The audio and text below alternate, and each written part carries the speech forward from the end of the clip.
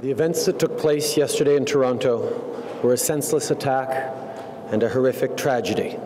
On behalf of all Canadians, I offer my deepest, heartfelt condolences to the loved ones of all those who were killed, and we wish a full recovery to those injured and stand with the families and friends of the victims.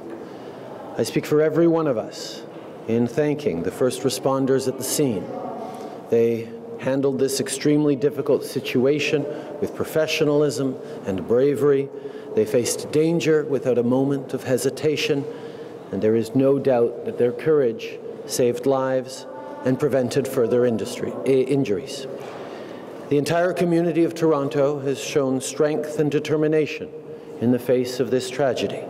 All Canadians stand united with Toronto today. Finally, I will note the excellent collaboration between all orders of government and law enforcement in the handling of this situation.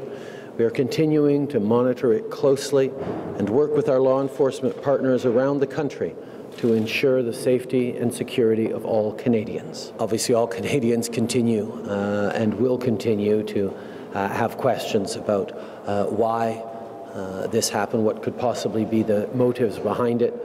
As was indicated last night by our Public Security Minister, at this time we have no reason to suspect that there is any national security element to this attack, but obviously the investigations continue.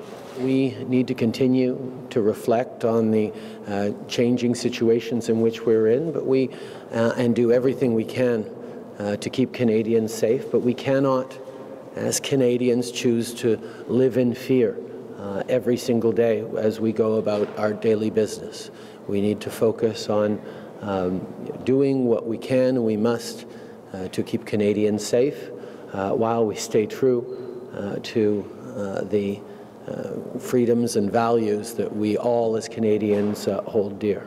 The security for the G7 will be comprehensive.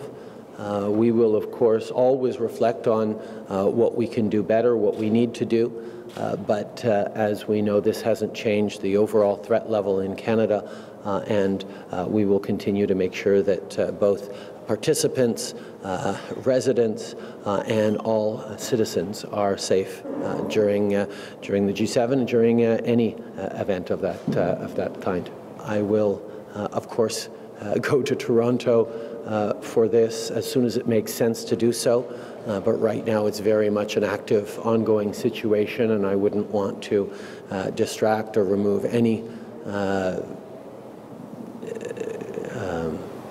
personnel or any focus away from the important work that's being done, both for the victims and their families and for the investigation.